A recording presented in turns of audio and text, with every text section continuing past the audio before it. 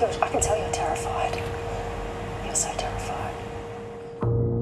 By the time police reached Sophie Spittles after she was assaulted, she could barely speak. He was trying to get away.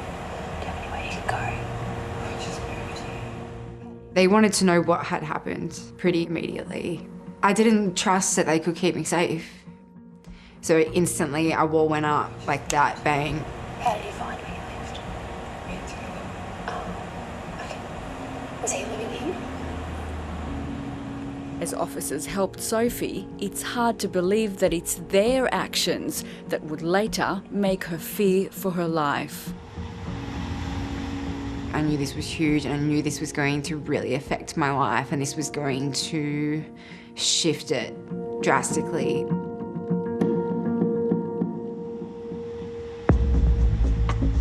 It's well known that leaving a violent relationship can become the most dangerous time for a woman.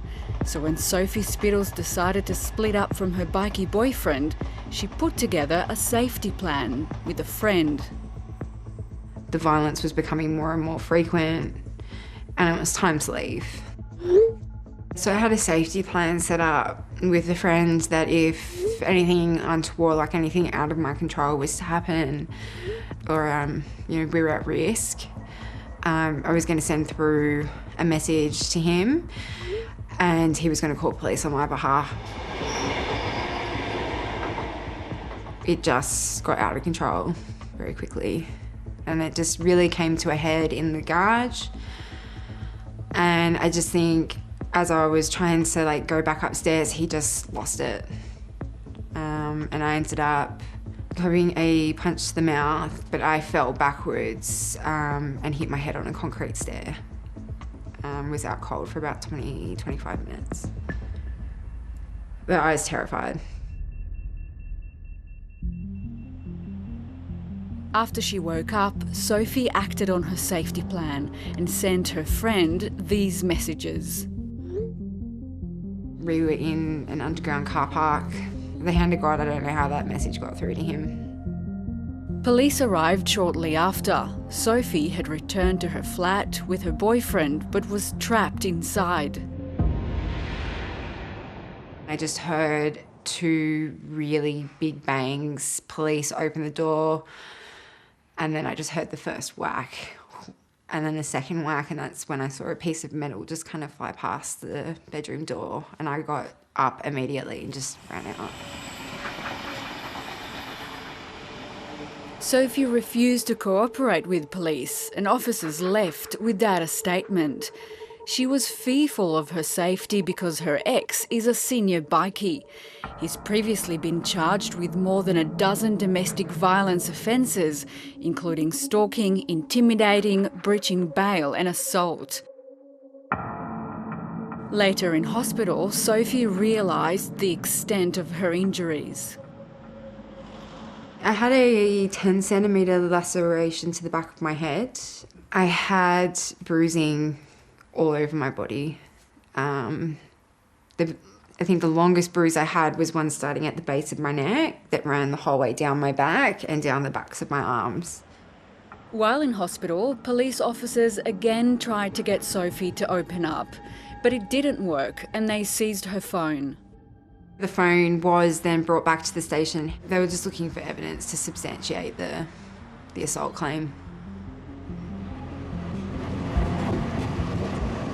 Police told Sophie they would only save messages from the night of the assault, but instead she discovered the software used meant they had downloaded everything. So that data included photos, videos, contacts, like anything that you could imagine would be on your phone or in your iCloud, that's data, and that's what they took. What New South Wales Police did next would leave Sophie scared for her life. 9 months after officers accessed her data, Sophie's abuser messaged her. He said police had given him a USB with all of her data. It literally felt like someone had just hit me across the back of the head with a baseball bat.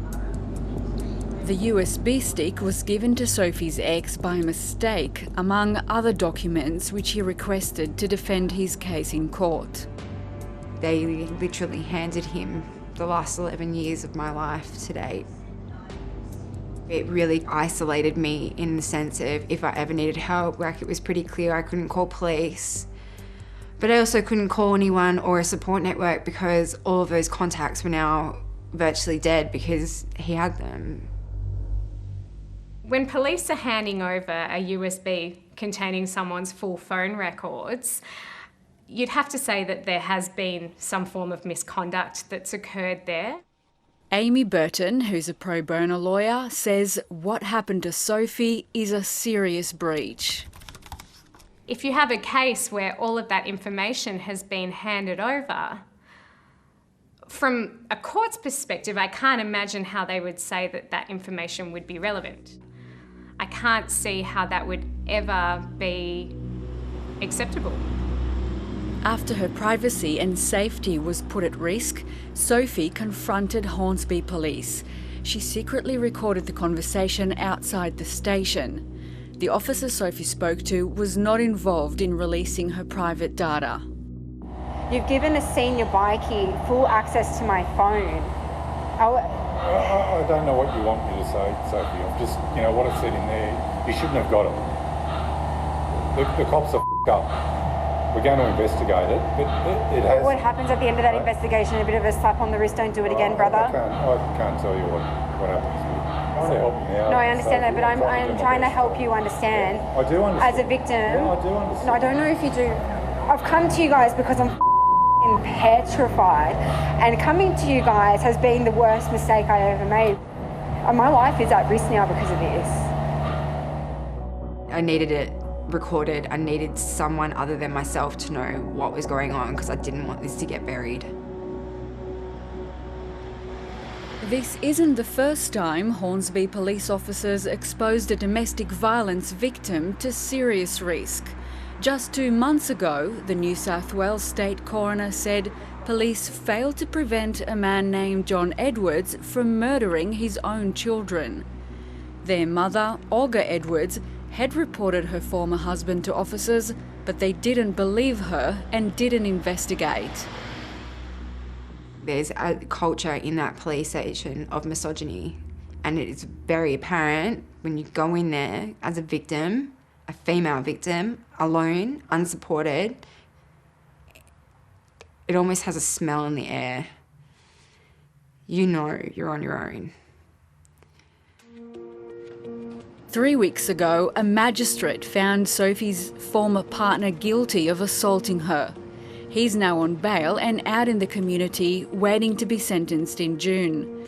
But Sophie is still scared for her safety every day. My worst fear was that that information would be stored for some time. And then upon a guilty verdict at court, that information would be used to wreak havoc on my life. There are times even now where I flick through and my heart stops because that photo is on the USB stick, or that video is on the USB stick, or when I flick through my notes and I've got addresses for clandestine DV services, my heart stops because he now has those. Sophie suspects that since the guilty verdict, her ex started using the personal data he obtained from police. Several of her contacts received anonymous threatening phone calls. She's reported him to police 3 times over the last 3 weeks. I'm the bait. I was used as bait. I was used in a really dangerous chess game between a dangerous individual and New South Wales Police. It was made very clear to me that my safety was not a concern.